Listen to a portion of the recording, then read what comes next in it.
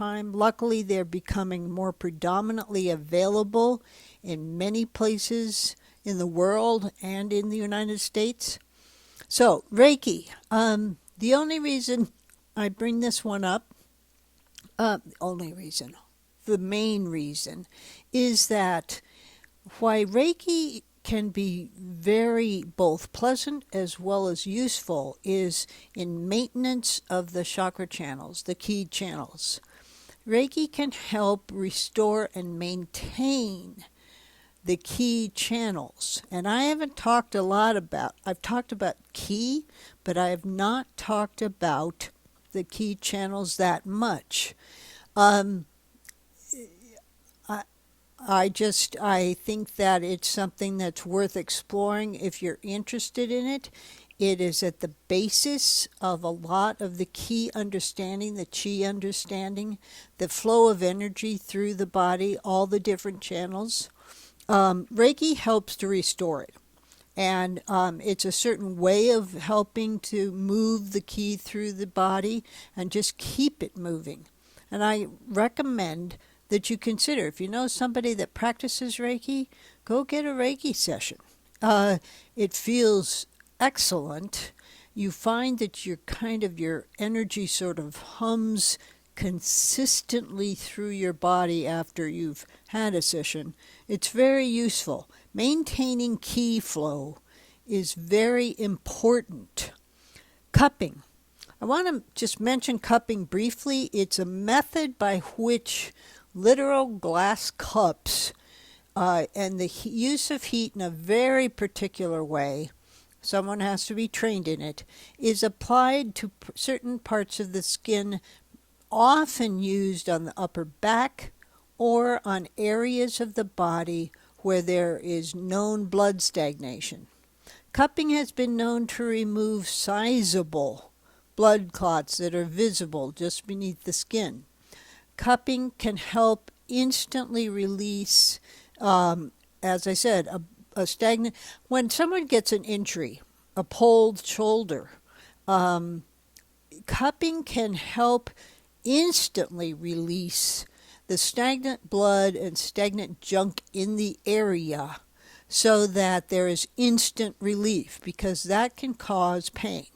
So look into cupping. It's very interesting and highly useful. Foot baths.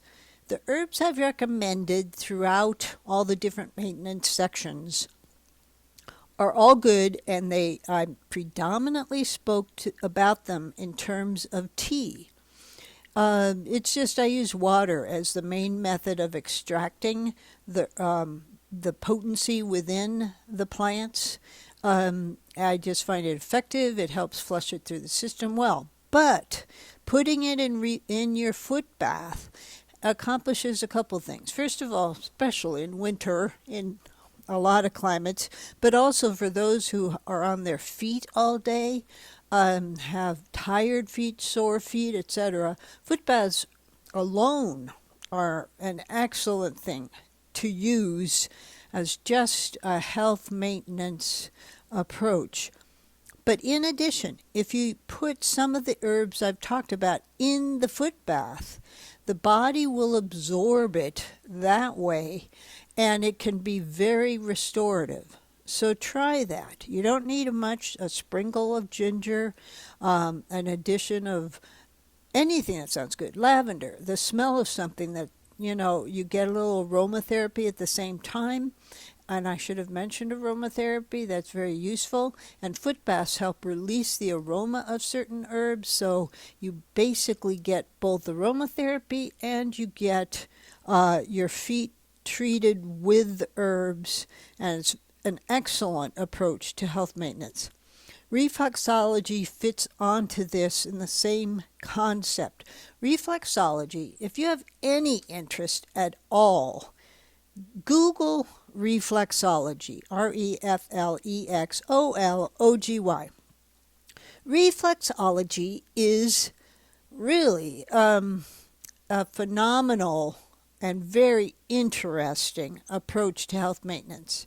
It is a very specific way of massaging different places on the feet in a particular way that can help literally stimulate that part of the body.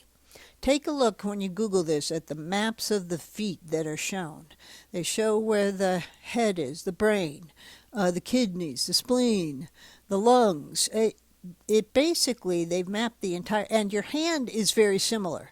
The only reason that feet are often used is that first of all, people are on their feet a lot, so reflexology and just the simple massage of the feet alone can really help a person relax, can help fatigue.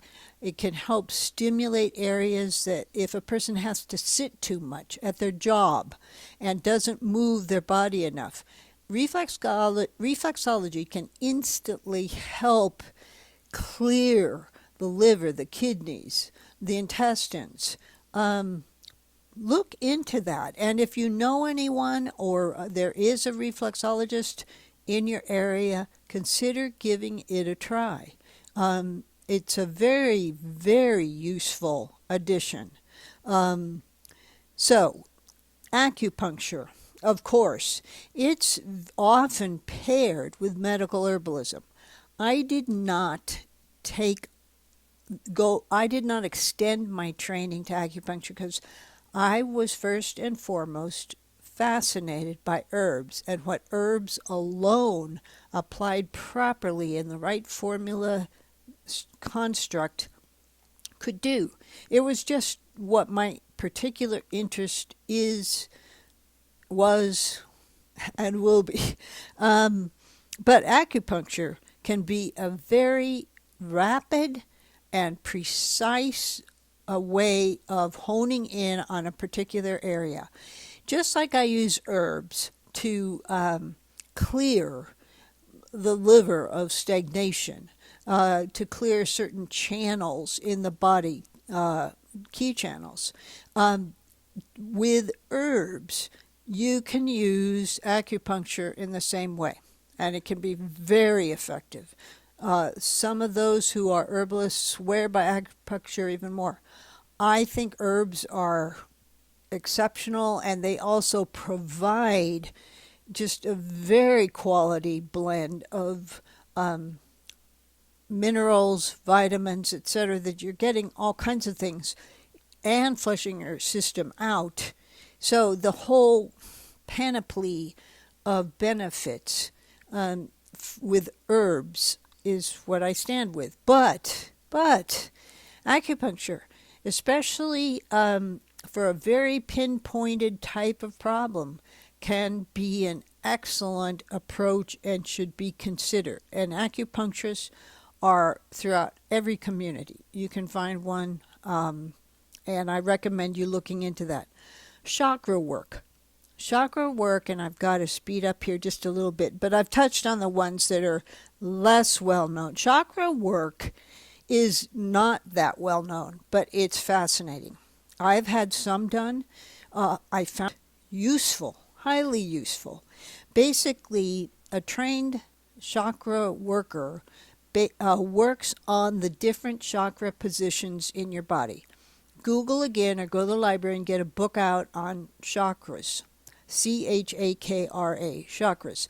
They're the locations where energy flows through your system, or for a very simplistic way of putting it, are sort of centralized. Up on your forehead, there's the solar plexus chakra that helps to with warmth, and there are different positions throughout your body where energy sort of comes into a focus and then moves out again. If there's stagnation in those areas, it can really cause difficulties. A chakra worker can help clear those, can help find where the stagnation is, and can help open up that particular chakra or close it down. Sometimes, and this is found with people with what are often too magnanimous a personality, or borderline personalities. Their chakras can be way too open, and if they're closed down to what's considered normal, it can be very beneficial. So chakra work's very useful. The others, and I'm almost out of time, but yoga, walking, and putting the herbs I've recommended right in the bathtub. These are yoga and walking you know about. Yoga has consistently made it to the mainstream, which is excellent because it helps not only with flexibility, it helps increase the movement of ki through the body, and it helps maintain your muscle tone and move blood. Yoga and just plain walking. Walk down a street, walk a mile here, walk a mile there, walk to work, take a walk on weekends, get a dog so you'll walk. Walking really helps. And finally, take a hot bath and throw in some herbs, some of the ones I've recommended. But some people just put oats because they're great for your skin. Some like to put a little mint. Some like lavender because it's very relaxing and smells great.